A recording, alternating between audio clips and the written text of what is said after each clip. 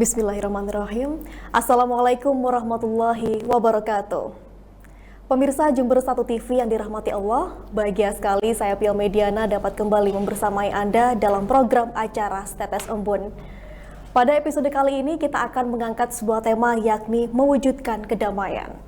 Mewujudkan kedamaian itu harus diawali dengan kehendak yang baik, yang berwujud kekuatan kasih, persahabatan, persaudaraan, dan juga berpikir positif.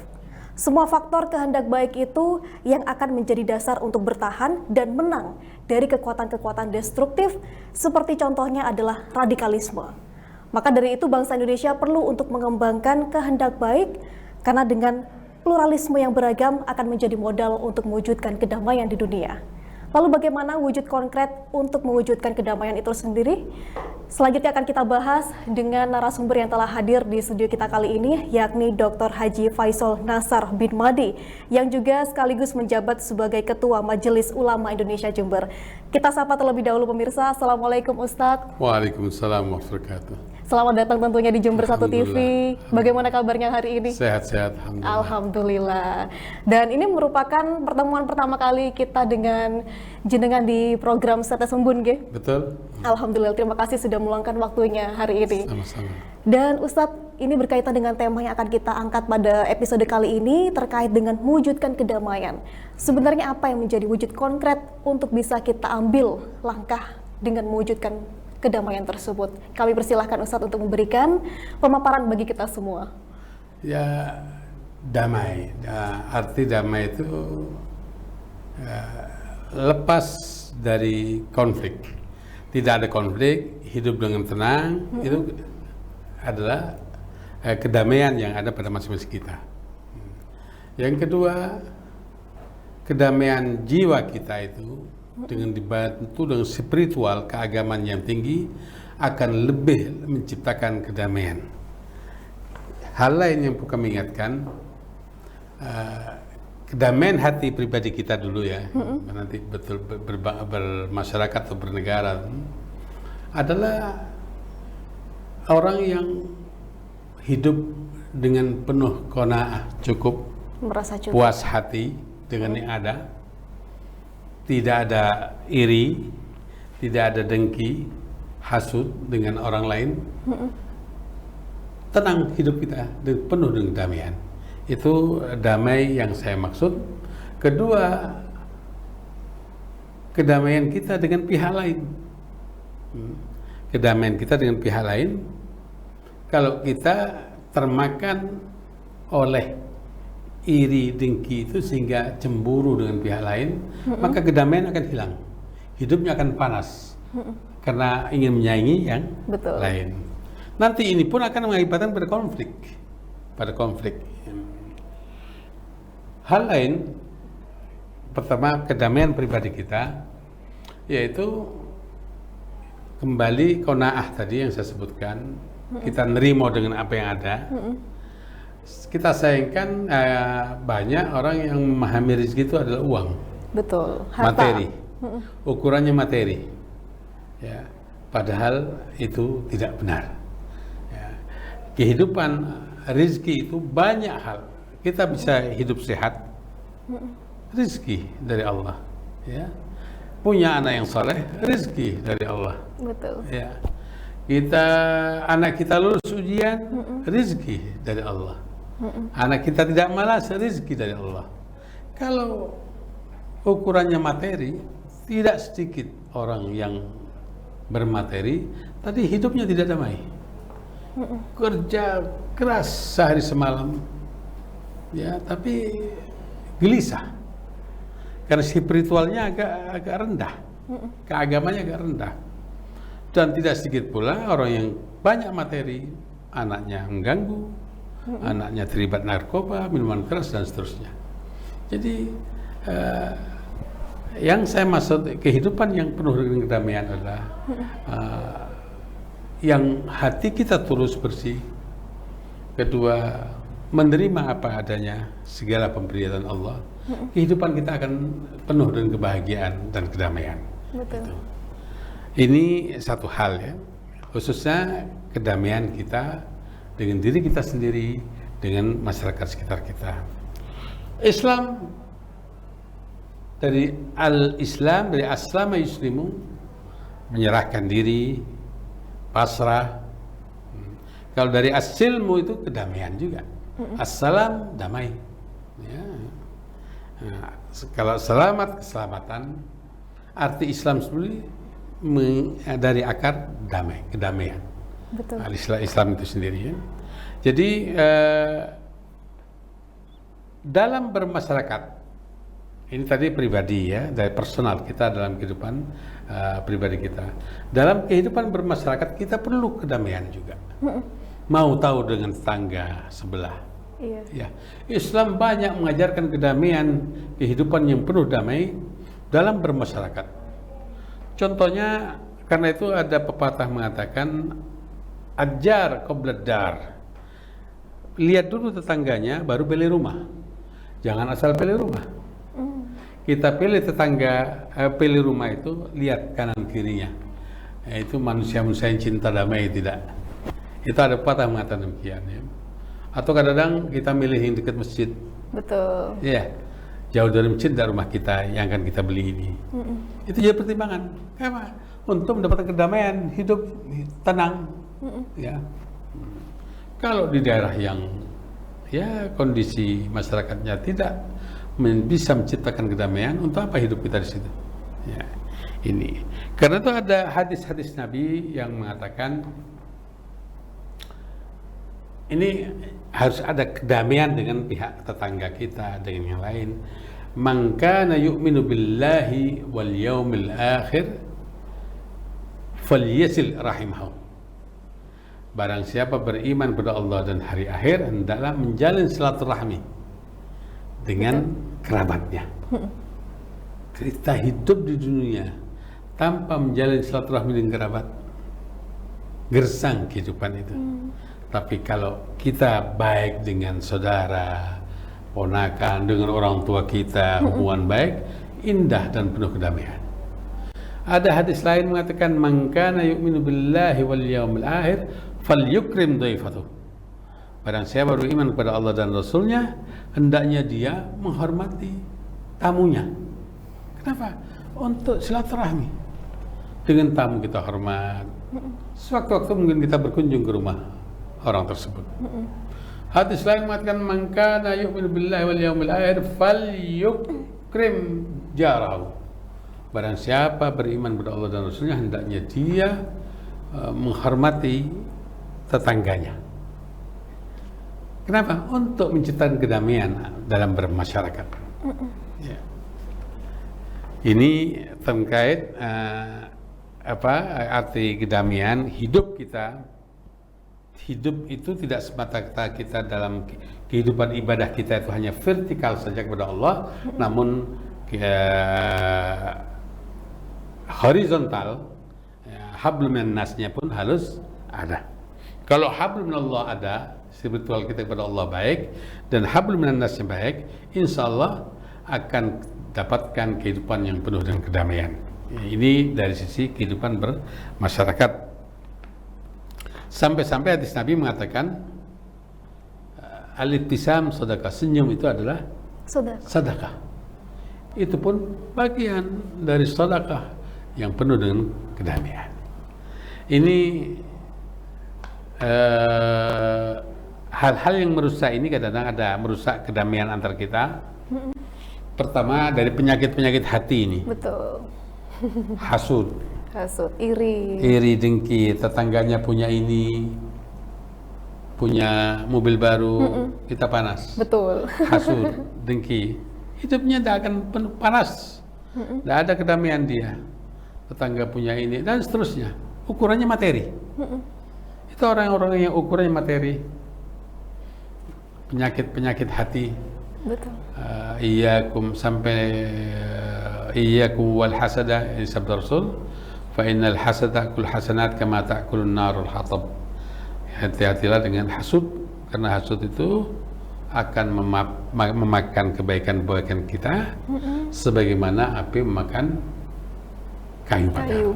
Nah, ini jadi atau memaksakan kehendak kita pada pihak lain, akan menciptakan ketidakharmonisan dalam kehidupan bermasyarakat nanti. Kemudian dalam berbangsa dan bernegara ini, dalam berbangsa dan negara, pendiri atau founding fathers kita, pendiri daripada Republik Indonesia ini, orang-orang arif dan bijak. Kemudian ada beberapa tokoh-tokoh besar, para kiai, para ustadz, ada semua di situ dari pendiri itu, dan melahirkan kehidupan yang mencerminkan keberagaman yang ada di Indonesia ini. Bagaimana menciptakan kedamaian ini? Mereka membuat kesepakatan-kesepakatan dengan falsafah Pancasilanya dan Undang-Undang 45-nya itu pun untuk menciptakan kedamaian dan melahirkan aturan demi aturan yang masing-masing untuk mempertahankan kedamaian antar ini, baik dari segi budaya yang bermacam-macam, baik dari sisi adat istiadatnya maupun agamanya. Banyak aturan-aturan untuk tujuannya apa? Menciptakan kedamaian dalam kehidupan berbangsa dan negara. Ada aturan kalau itu sudah umat beragama tidak boleh berdakwah di situ atau melakukan mengganggu keharmonisan antar umat beragama, itu bisa dituntut dalam dianggap melanggar. Semuanya itu diciptakan untuk kedamaian dalam rangka berbangsa negara. Kita pun umat Islam pun ajaran-ajarannya penuh dengan kedamaian. Contohnya yang pasti bisa kita terapkan dalam kehidupan Indonesia ini, kita tidak boleh memaksa orang lain untuk beragama Islam dengan paksaan. Ya, la ikraha fid din. Tidak boleh ada paksaan dalam beragama. Ini untuk menciptakan kedamaian. Tidak boleh ada orang masuk Islam karena terpaksa. Ini di ajaran Islam ini sudah 14 abad lebih yang lalu ada, bukan baru lahir. Itu jadi toleransi.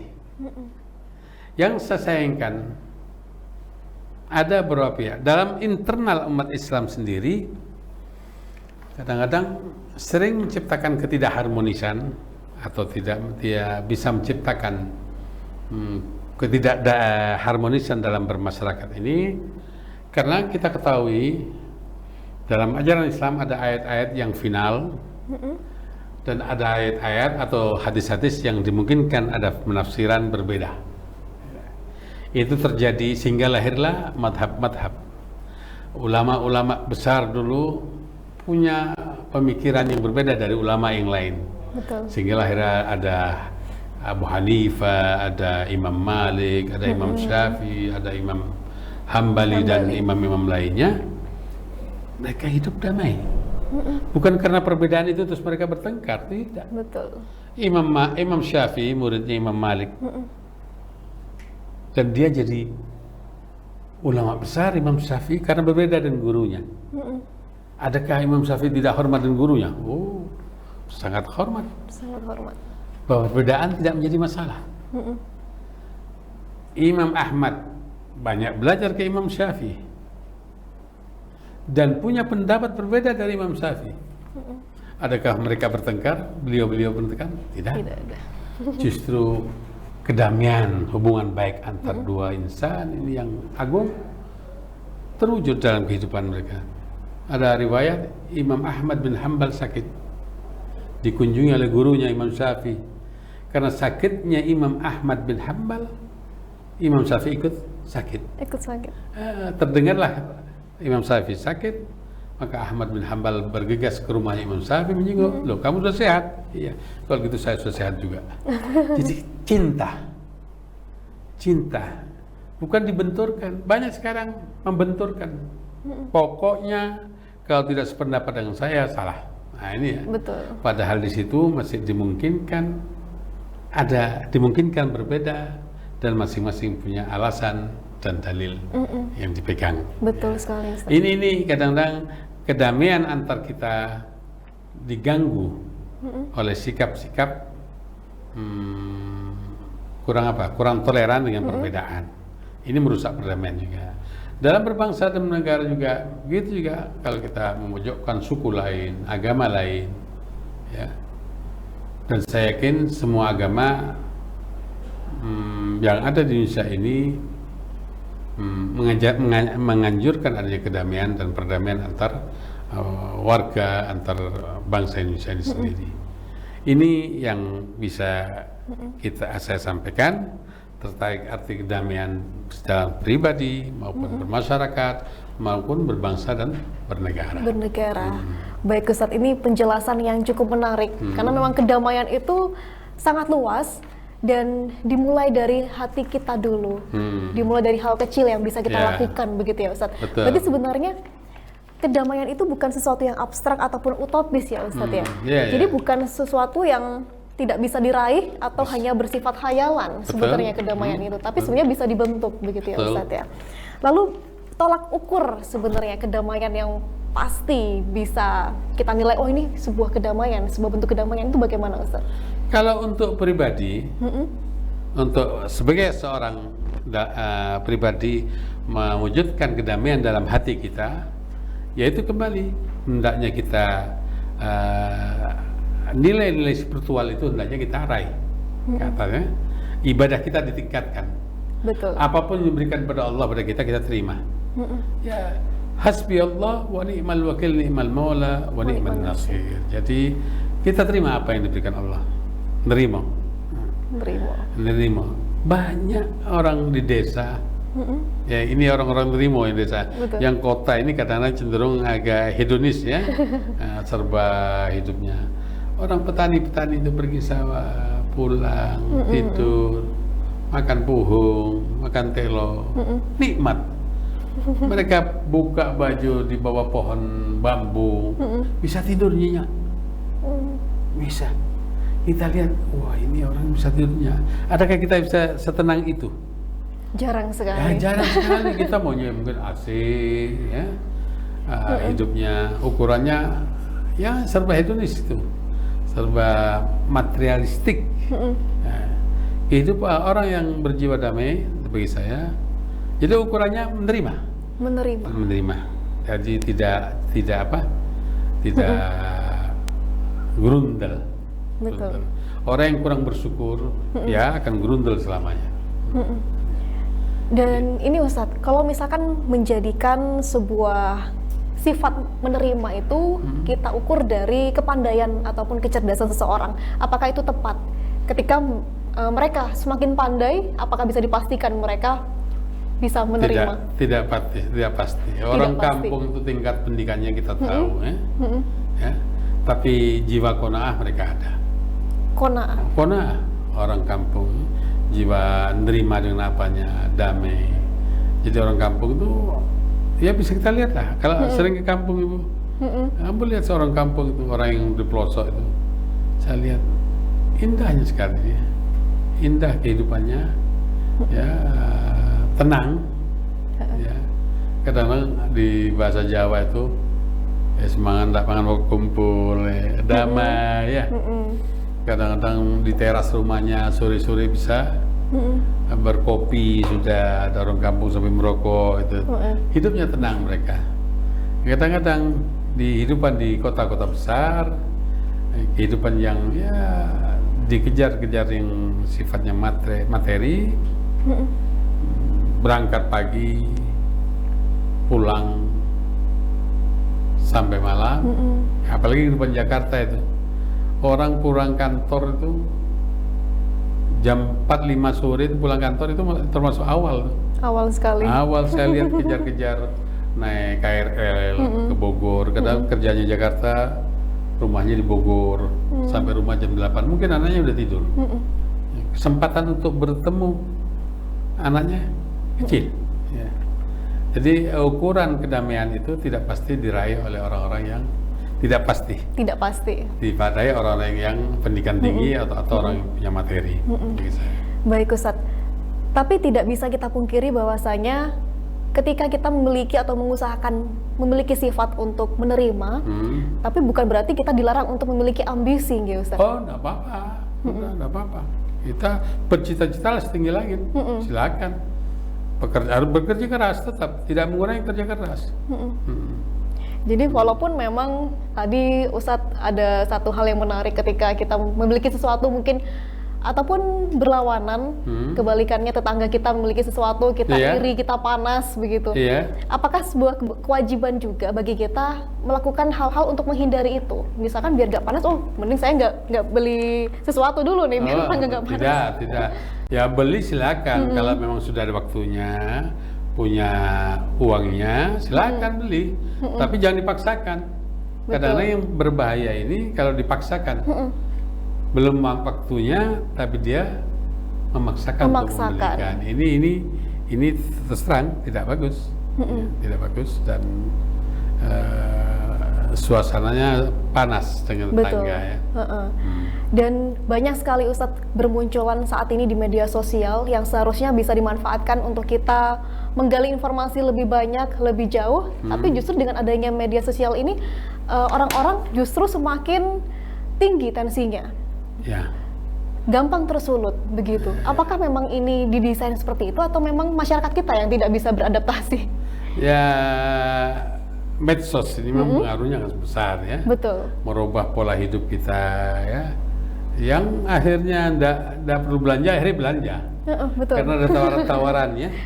Tawaran-tawaran dari berbagai macam aplikasi itu, beli ini. Kadang-kadang disitulah dituntut kepandian kita untuk mengendalikan diri. Nah, ya mana yang butuh, mana keinginan. Ya. Nah, keinginan itu tekan. Kalau itu kebutuhan mutlak kita dahulukan. Betul. Keinginan hendaknya ditekan. Dikesampingkan dulu. Jangan diikuti nafsu untuk beli, untuk belanja. Betul. Kalau memang tidak perlu ya tidak usah beli. Ya. Memang medsos sekarang sangat mudah berubah pola hidup seseorang. Berikut juga dengan informasi yang mungkin ini belum pasti, tapi seseorang langsung menjudge bahwa ini salah ataupun benar. Mereka beradu argumen di situ, debat kusir bahkan itu. Kadang-kadang kita termakan juga kadang-kadang. Betul. Ya. Kita termakan. Dalam sisi agama, manusia yang suka menyebarkan berita bohong itu ya perbuatan yang melanggar ketentuan agama, termasuk dosa. Ya, termasuk dosa orang-orang itu hendaknya kita check and recheck. Ya, jadi harus hati-hati tidak termakan oleh hasutan-hasutan. Insya Allah dengan akal yang jernih dan sehat kita akan bisa menimbang atau ini berita betul mustahil, bisa kalau kita tenang, tidak mudah termakan, dengan akal sehat kita bisa lihat ini hoax. Betul. Bisa itu. Terkadang memang kita mudah terpancing, satu orang tidak setuju, kita ikut-ikut tidak setuju, walaupun itu belum tentu benar, ataupun belum tentu salah juga. Karena seperti yang Ustadz katakan tadi bahwasanya benar atau salah itu kadang kita tidak tahu. Seperti halnya perbedaan guru-guru dan ulama kita terdahulu, mereka justru damai dengan perbedaan itu sendiri. Damai dengan perbedaan itu. Betul. Jadi bukan alasan perbedaan itu untuk memecah belah tentunya. Untuk merusak kedamaian antar kita ya. Betul. Dan mungkin ya kita harus bagi semua pihak hendaknya meningkatkan wawasan keagamaannya. Betul. Jangan cukup dengan satu informasi dan memahami peta perbedaan antar ulama ya. Kalau hal itu memang ada perbedaan, ya silakan tetap dengan kearifan untuk menghadapi perbedaan antar ulama itu. Tidak perlu memvonis pihak lain. Saya yang paling benar, pihak lain paling salah. Gitu. Dan kita harus sadari juga bahwa bangsa Indonesia ini sangat pluralis, karena antar internal umat sendiri kadang ada beberapa pihak atau pemikiran berbeda, apalagi antar umat beragama. Betul. Sudah memang tidak bisa disamakan. Jadi toleransi beragama itu tetap harus ada. Cuma memahami makna toleransi atau tidak berarti kita harus mencampur adukkan antara ajaran agama. Ya nanti hari ini saya paksa orang Kristen masuk masjid, minggu depan kita harus ikut ke gereja. Itu bukan toleransi namanya, itu merusak malahan. Sudahlah, Islam mengajarkan lakum dinukum waliyadin, ya. Agamamu sudah silakan, jangan ganggu. Toleransi wujudnya adalah tidak mengganggu mereka beribadah, orang agama lain. Betul. Ini ya, kalau kita mengganggu, contohnya Umar bin Khattab sendiri, waktu itu beliau membebaskan Masjidil Aqsa, dan orang Kristiani mengasihkan kunci pintu Masjidil Aqsa kepada Umar bin Khattab. Tatkala waktu sholat tiba, Umar cari tempat sholat, bingung. Orang-orang pendeta Kristen mengatakan, silakan sholat di gereja kan, ada tempat. Jangan. Dipaksa Umar bin Khattab tidak mau, tidak. Kenapa? Saya khawatir umat setelahku nanti menguasai gereja ini, ya. Nah, karena ketidakfahaman ala agama. Betul. Begitu tingginya toleransi yang ditunjukkan kita oleh Umar bin Khattab memahami, ya. Jadi inti toleransi beragama itu tidak boleh mengganggu, bukan campur adukkan ajarannya. Tidak boleh mengganggu mereka beribadah, melaksanakan kewajiban mereka, itu intinya. Betul. Itu untuk menciptakan kedamaian antar. Begitu juga dalam berbangsa bernegara ini pun banyak partai, ya. Ya itu juga. Kita bolehlah berkompetisi dengan pemilu, pilpres atau apapun pemilihan itu, pilkada atau apapun.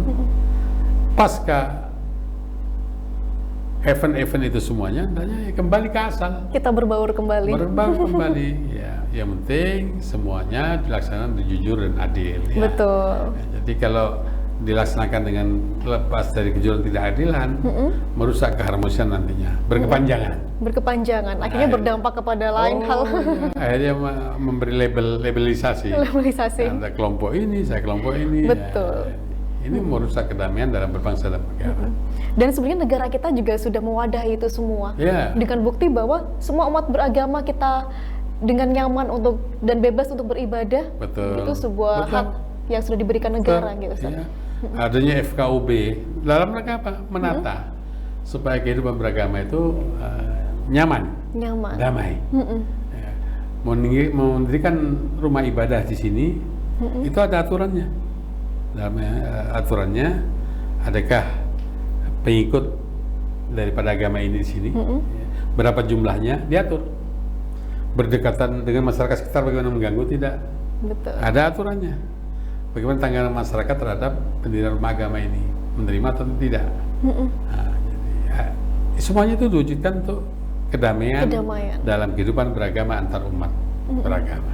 Dan sekali lagi luar biasa, kedamaian ini bukan sesuatu yang hayal untuk kita raih, karena konkret. Pasti. Semua berawal minimal dari hal kecil dari kita sendiri, gitu, Ustaz. Betul. Dan luar biasa sekali, Ustaz, diskusi kita pada hari ini dengan tema mewujudkan kedamaian. Jenengan sudah berkesempatan untuk memberikan materi. Sekalipun ini status embun, tapi tentunya semoga bisa bermanfaat bagi kita semua, dan semoga pahala terus mengalir kepada beliau-beliau yang senantiasa menyampaikan ayat-ayat Allah, utamanya kepada Ustadz Faisal pada hari ini. Dan pemirsa, tentunya kita harus memiliki kehendak yang baik. Kita percaya bahwa sesuatu yang baik itu justru lebih cepat menjalarnya daripada keburukan. Seperti halnya kita melemparkan batu kecil ataupun kerikil ke dalam sebuah telaga. Meski kecil, batu tersebut ketika masuk ke dalam air akan menciptakan sebuah lingkaran gelombang dari kecil kemudian lama-lama meluas. Begitulah juga dengan kebaikan. Dan pemirsa, berikut demikian Tetes Embun pada episode kali ini. Terima kasih atas kebersamaan Anda. Semoga tayangan ini bisa memberikan manfaat bagi kita semua. Akhir kata, wallahu muwaffiq ila aqwamit thoriq. Wassalamualaikum warahmatullahi wabarakatuh. Waalaikumsalam. Terima kasih, Ustaz.